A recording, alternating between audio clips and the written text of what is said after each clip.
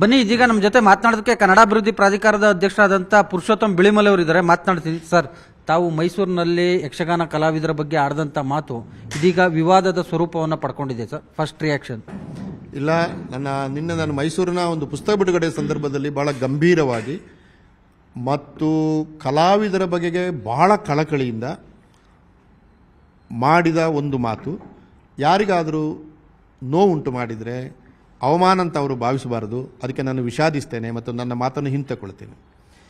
ಇಷ್ಟು ಹೇಳಿದ ಮೇಲೆ ನಾನು ಯಾಕೆ ಆ ಮಾತನ್ನು ಹೇಳಿದೆ ಅಂತ ಹೇಳಬೇಕು. ನೋಡಿ, ಕೃಷ್ಣಮೂರ್ತಿ ಹನ್ನೂರವರು ನೀಲಗಾರರ ಮೇಳದ 7 ಜನ ಕಲಾವಿದರ ಆತ್ಮಚರಿತ್ರೆಯನ್ನು ಪ್ರಕಟ ಮಾಡಿದರು. ಈ 7 ಜನರ ಆತ್ಮಚರಿತ್ರೆಯನ್ನು ತಾವೆಲ್ಲ ಓದಬೇಕು. ಅದರಲ್ಲಿ ಆ ಕಲಾವಿದರು ಅನುಭವಿಸುವ ಕಷ್ಟಗಳಿಗೆ ಮನೆಯಿಂದ ಮನೆಗೆ ಹೋಗಬೇಕಲ್ಲ. ಅದು ಹೆಂಗಿದೆ ಅಂದರೆ, ಒಂದು ಸಾರಿ ನೀವು ದೀಕ್ಷೆ ತಗೊಂಡ ಮೇಲೆ ನಿಮ್ಮ ವೈರಿ ಆಗಿದ್ದರೂ ಅವನ ಮನೇಲಿ ಹೋಗಿ ಭಿಕ್ಷೆ ಬೇಡಲೇಬೇಕು ಅಂತಿದೆ. ನಾನು ಇದನ್ನು ತುಂಬ ಅದರ ಬಗ್ಗೆ ಹೆಚ್ಚು ಮಾತಾಡಿದೆ. ಈಗ ನಿಮ್ಮ ವೈರ್ಯ ಮನೇಲಿ ಹೋಗಿ ಭಿಕ್ಷೆ ಬಿಡೋದು ಹೇಗೆ? ಆದರೆ ನೀವು ದೀಕ್ಷೆ ತಗೊಂಡ ಮೇಲೆ ಹೋಗಲೇಬೇಕು, ಬಿಡ್ಲಕ್ಕಾಗಲ್ಲ. ಈ ಬಿಕ್ಕಟ್ಟುಗಳು ಇದೆಯಲ್ಲ, ಇದು ಒಬ್ಬನ ಕಲಾವಿದ ಹೆಂಗೆ ಪರಿಹರಿಸಿಕೊಂಡ ಎಂಬುದೇ ದೊಡ್ಡ ಕತೆ, ನಮಗೆ ಗೊತ್ತೇ ಇಲ್ಲ ಇದು. ಆಮೇಲೆ ಅವರಿಗೆ ಹುಟ್ಟುವ ಪ್ರೇಮ ಪ್ರಕರಣಗಳು.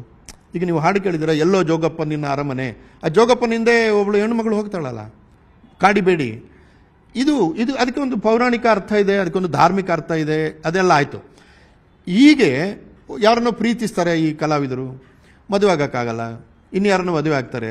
ಆ ಮೊದಲು ಲವ್ ಮಾಡಿದ ಹುಡುಗಿ ಎಲ್ಲೋ ಜಾತ್ರೆಯಲ್ಲಿ ಹಾಡು ಹೇಳಿದಾಗ ಸಿಗ್ತಾಳೆ, ಇದನ್ನೆಲ್ಲ ಬರೀತಾರೆ ಅವರು. ಅಂದರೆ ಆ ಕಲಾವಿದರು ಪ್ರಾಮಾಣಿಕವಾಗಿ ತಮ್ಮ ಸುದೀರ್ಘ ಪಯಣದ ಕಥೆಯನ್ನು ಹೇಳಿದರೆ ತುಂಬ ಅದ್ಭುತವಾಗಿದೆ ಪುಸ್ತಕ. ಅದೇ ಸಂದರ್ಭದಲ್ಲಿ ನಾನು ರೆಫರೆನ್ಸ್ ಪಾಯಿಂಟ್ ಆಗಿ ಇಂಥದ್ದು ಕತೆ ನಮ್ಮ ಕರಾವಳಿ ಕರ್ನಾಟಕದಲ್ಲಿ ಕೂಡ ಇದೆ. ಅಲ್ಲಿ ಕಲಾವಿದರು 6 ತಿಂಗಳುಗಳ ಕಾಲ, ಈಗ ಇಲ್ಲ, ಅದು ಈಗ ಕಡಿಮೆ ಆಗಿದೆ. ಈಗ ಯಕ್ಷಗಾನಗಳು 7 ಗಂಟೆಗೆ ಆರಂಭ ಆಗಿ 11 ಗಂಟೆಗೆ ಮುಗೀತದೆ. ನಾನು ನೋಡುವ ಕಾಲದಲ್ಲಿ 10 ಗಂಟೆಯಿಂದ 6 ಗಂಟೆವರೆಗೆ 8 ಗಂಟೆಗಳ ಪ್ರದರ್ಶನ. ಕಲಾವಿದರು 6 ತಿಂಗಳು ಹೊರಗೆ ಹೋಗ್ತಿದ್ದಾಗ ಅವರ ಮನೆಯನ್ನು ಯಾರು ನೋಡಿಕೊಳ್ತಾ ಇದ್ರು, ಅವರಿಗೆ ಬರುವ ಕಷ್ಟಗಳೇನು? ಮೊಬೈಲ್ ಇರಲಿಲ್ಲ ಅವಾಗ, ನಡೆದು ಹೋಗಬೇಕಾಗಿತ್ತು. ಗಂಜಿ ಮೇಳಗಳು ಅಂತ ಕರಿತಾ ಇದ್ರು, ಬರೀ ಗಂಜಿ ಕೊಡ್ತಾ ಇದ್ರು ಯಕ್ಷಗಾನ ಮಾಡಿದ್ದಕ್ಕೆ. ಆವಾಗ ಸಹಜವಾಗಿ 6 ತಿಂಗಳುಗಳ ಕಾಲ ಅವರಿಗೆ ಅವರ ಕಾಮಾಭಿವ್ಯಕ್ತಿಗೆ ಅವಕಾಶಗಳಿರಲಿಲ್ಲ. ಅದಕ್ಕೆ ಬೇರೆ ಯಾವುದೋ ದಾರಿಯನ್ನು ಕಲಾವಿದರು ಕಂಡುಕೊಳ್ತಾ ಇದ್ದೀರಾ? ಸಲಿಂಗ ಕಾಮ ಅದರಿಂದ ಉತ್ಪತ್ತಿ ಆಯಿತಾ? ಇದೆಲ್ಲ ಲೇಖಕರು ಗಮನ ಹರಿಸಿ ಸಂಶೋಧನೆ ಮಾಡಿ ಬರಿಬೇಕಾದಂಥ ವಿಷಯಗಳು. ಆವಾಗ ನಾವು ಕಲೆಯನ್ನು ನೋಡಿ ಸಿಳ್ಳೆ ಹೊಡೆಯೋದು, ದುಡ್ಡು ಕೊಡೋದು, ಮೆರವಣಿಗೆ ಮಾಡೋದು ಅದಾಯ್ತದು. ಅದು ಒಂದು ಮೇಲ್ಮಟ್ಟದಲ್ಲಿ ಚಂದ, ನಾನು ಸಹ ಅದನ್ನು ಮಾಡಿದ್ದೇನೆ. ಅಲ್ಲ ಸರ್, ಈಗ ಆ ರೀತಿಯ ಸಲಿಂಗ ಕಾಮ ಪ್ರಕರಣಗಳು ಈಗಲೂ ನಡೀತಾ ಇದಾವ ಅಂತ ಯಕ್ಷಗಾನ ಇದರಲ್ಲಿ? ಖಂಡಿತ ಈಗಿನ ವಾತಾವರಣದಲ್ಲಿ ಅದು ಇರಲಿಕ್ಕೆ ಸಾಧ್ಯ ಇಲ್ಲ. ಯಾಕಂದ್ರೆ ನಾನಾಗಲೇ ಹೇಳಿದಾಗೆ ಕಲಾವಿದರು 6ವರೆಗೆ ಬರ್ತಾರೆ, ಬಣ್ಣ ಹಾಕ್ತಾರೆ, 7 ಗಂಟೆಗೆ ಯಕ್ಷಗಾನ ಶುರು ಆಗ್ತದೆ. ಅವನ ವೇಷ 10ವರೆಗೆ ಮುಗಿದಾಗ ಅವನ ಮನೆಗೆ ಹೋಗ್ತಾನೆ, ಕೊನೆಯ ವೇಷ ಮಾಡುವ 11-11ವರೆಗೆ ಅವನು ಹೊರಟೋಗ್ತಾನೆ. ಸೊ ಈಗ ಮೊದಲಿನ ಹಾಗೆ ಸಂಘಟಿತರಾಗಿ ಒಂದು ಕಡೆ ಮಲಗುವ, ಒಂದು ಕಡೆ ಊಟ ಮಾಡುವ ಇದೇ ಇಲ್ಲ. ಈಗ ಚೇಂಜ್ ಆಯ್ತು, ಈಗ ಸಂಪೂರ್ಣ ಚೇಂಜ್ ಆಗಿದೆ. ಆದರೆ ಹಿಂದೆ ಒಂದು ಟೆಂಟಲ್ಲಿ, ಒಂದು ಶಾಲೆಯಲ್ಲಿ ಉಳ್ಕೋಬೇಕು, ಒಂದು ಟೆಂಟಲ್ಲಿ ಉಳ್ಕೋಬೇಕು, ಎಲ್ಲರೂ ಒಟ್ಟಿಗೆ ಇರಬೇಕು. ಒಬ್ಬ ಗಂಜಿ ಮಾಡುವ ಬರ್ತಾ ಇದ್ದ, ಅನ್ನ ಮಾಡುವ ಬರ್ತಾ ಇದ್ದ, ಅವ ಮಾಡ್ತಾ ಇದ್ದ.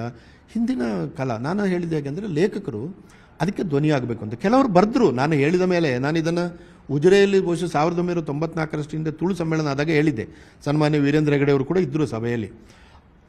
ಆಗ ಹೇಳಿದೆ, ಅದನ್ನು ಇಟ್ಟುಕೊಂಡು ನನ್ನ ಅನೇಕ ವಿದ್ಯಾರ್ಥಿಗಳು ಪುಸ್ತಕ ಬರೆದರು. ಪುತ್ತೂರು ಶೀನಪುರಿಗಳ ಮೇಲೆ ಒಂದು ಪುಸ್ತಕ ಬಂತು, ಚಂದ್ರಶೇಖರ್ ಅಂತ, ಇಲ್ಲಿ ಮೀಡಿಯಾದಲ್ಲಿದ್ದಾರೆ ಅವರು. ಒಳ್ಳೆ ಪುಸ್ತಕ. ಅವರು ಹೇಳಿದರು, ಸರ್ ಅದಕ್ಕೆ ಅದರಲ್ಲಿ ಬರೀತಾರೆ ಅವರು ಮುನ್ನುಡಿಯಲ್ಲಿ, ಬಿಳಿಮಲೆ ಅವರ ಭಾಷಣದಿಂದ ನಾನು ಪ್ರೇರಿತನಾದೆ ಅಂತ. ಒಳ್ಳೆ ಪುಸ್ತಕ. ಗೋವಿಂದ ಭಟ್ರ ಮೇಲೆ ಒಂದು ಪುಸ್ತಕ ಬಂತು, ಭಾಳ ದೊಡ್ಡ ಕಲಾವಿದ ಅವರು. ಕುಂಬ್ಳೆ ಸುಂದರ ಅವರು ಸ್ವತಃ ಬರೆದರು, ಸುಂದರಕಾಂಡ ಅಂತ. ಅದರಲ್ಲಿ ಅವರು ಒಂದು ಈ ಯಕ್ಷಗಾನ ಮೇಳದಲ್ಲಿ ಸುತ್ತಾಡ್ತಾ ಇದ್ದಾಗ ತನಗೆ ವಿವಾಹೇತರ ಒಂದು ಸಂಬಂಧ ಹೆಂಗೆ ಏರ್ಪಡಿಸಿತು ಎಂಬುದನ್ನು ಹೇಳ್ತಾರೆ. ಅವರು ಧೈರ್ಯವಾಗಿ ಹೇಳಿದ್ದಾರೆ. ಹೆಣ್ಣುಮಕ್ಕಳ ಹೆಸರು ಹೇಳಲಿಲ್ಲ, ಆದರೆ ಇತ್ತು. ಆಮೇಲೆ ನನ್ನ ಪತ್ನಿಯ ಮಧ್ಯಸ್ಥಿಕೆಯಿಂದ ನಾನು ಅದನ್ನು ನಿಲ್ಲಿಸಿದೆ ಅಂತ ಹೇಳ್ತಾರೆ ಅವರು. ಭಾಗವತರ ಬಗ್ಗೆನೂ ಕೂಡ ಉಲ್ಲೇಖ ಮಾಡಿದ್ರೆ, ವಿರೋಧ ಮಾಡಿದ್ರೆ ಅವಕಾಶಗಳು ಕೊಡ್ತಾ ಇರಲಿಲ್ಲ ಅನ್ನೋದ್ರ ಬಗ್ಗೆ ಅದೆಲ್ಲ ಕೇಳಿದ್ದೀವಿ ನಾವು. ನೋಡಿ, ಈಗ ಇವರು ಒಂದು ಪುಸ್ತಕ ಬಂದಿದೆ, ದೀಪ ಹತ್ತಿತ್ತು ಅಂತ, ಚಂದ್ರಪ್ರಕಾಶ್, ಅದರಲ್ಲಿ ಇದೆ ನೋಡಿ.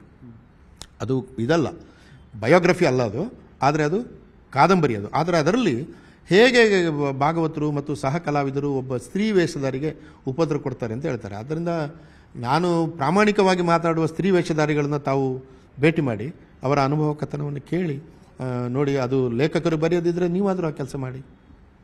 ಸರ್, ಇದಕ್ಕೆ ಕೊನೆಯದಾಗಿ ಸರ್, ವಿರೋಧ ಪಕ್ಷಗಳು ತಮ್ಮ ಹೇಳಿಕೆ ಬಗ್ಗೆ ಸಾಕಷ್ಟು ಅಸಮಾಧಾನ ವ್ಯಕ್ತಪಡಿಸ್ತಾ ಇದೆ. ಇದು ಹಿಂದೂ ಸಮುದಾಯಕ್ಕೆ ಮಾಡಿದಂಥ, ಹಿಂದೂ ಧರ್ಮಕ್ಕೆ ಮಾಡಿದಂಥ ಅವಮಾನ. ಯಾಕಂತ ಹೇಳಿದ್ರೆ ಯಕ್ಷಗಾನ ಕೂಡ ಒಂದು ರೀತಿ ಹಿಂದೂ ಸಂಸ್ಕೃತಿ ಪ್ರತಿಬಿಂಬ ಅಂತ. ಇಲ್ಲ ನೋಡಿ, ನಾನು ರಾಜಕೀಯದ ಜನಗಳ ನಾನು ಪ್ರತಿಕ್ರಿಯೆ ಕೊಡಲ್ಲ. ಯಾಕಂದರೆ ಅದು ಹಿಂದೂ ಧರ್ಮ ಅಲ್ಲ, ಇದು ಯಕ್ಷಗಾನ. ಯಕ್ಷಗಾನದ ಒಳಗಡೆ ನೀವು ಒಳ್ಳೆ ಕಲಾವಿದನಾದರೆ ರಾಮ ಗೆಲ್ತಾನೆ, ನೀವು ಅವನಿಗಿಂತ ಒಳ್ಳೆ ಕಲಾವಿದರಾದರೆ ನಾಳೆ ವಾಲಿ ಕೇಳ್ತಾನೆ.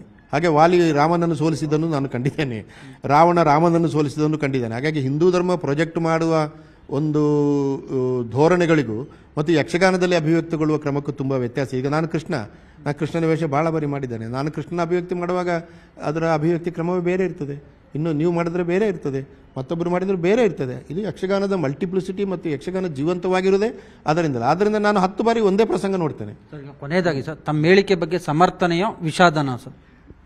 ನಾನು ಹೇಳಿರೋದು 100ಕ್ಕೆ 100 ನಿಜ. ಆದರೆ ಅದರಿಂದ ಕಲಾವಿದರಿಗೆ ನೋವಾಗಿದೆ ಅಂದರೆ ನಾನು ನನ್ನ ಮಾತನ್ನು ಹಿಂತೆಕೊಳ್ತೇನೆ, ನಾನು ವಿಷಾದ ಸೂಚಿಸ್ತೇನೆ. ಸೊ ಇದಿಷ್ಟು ಕನ್ನಡಾಭಿವೃದ್ಧಿ ಪ್ರಾಧಿಕಾರದ ಅಧ್ಯಕ್ಷರಾದಂಥ ಪುರುಷೋತ್ತಮ್ ಬಿಳಿಮಲೆಯವರ ಸ್ಪಷ್ಟ ನುಡಿಗಳು. ಕ್ಯಾಮ್ರಾಮನ್ ಗುರುಶೇಖರ್ ಜೊತೆ ಹೆಬ್ಬಾಕ ತಿಮ್ಮೇಗೌಡ, ನ್ಯೂಸ್ 18 ಕನ್ನಡ, ಬೆಂಗಳೂರು. ನಿರ್ಭೀತ, ನಿಷ್ಪಕ್ಷಪಾತ, ವಿಶ್ವಾಸಾರ್ಹ ಸುದ್ದಿಗಳಿಗೆ ಮತ್ತೊಂದು ಹೆಸರಾಗಿರುವ ನ್ಯೂಸ್ 18 ಕನ್ನಡ ಈಗ ಆಪ್ನಲ್ಲೂ ಲಭ್ಯವಿದೆ. ದಯವಿಟ್ಟು ಇಲ್ಲಿರುವ QR ಕೋಡ್ ಸ್ಕ್ಯಾನ್ ಮಾಡಿಕೊಂಡು ಆಪ್ ಡೌನ್ಲೋಡ್ ಮಾಡೋದಕ್ಕೆ ಮರಿಬೇಡಿ. ನಿಮ್ಮ ಬೆಂಬಲ ಹೀಗೆ ಸದಾ ನಮ್ಮೊಂದಿಗಿರಲಿ. ಧನ್ಯವಾದ.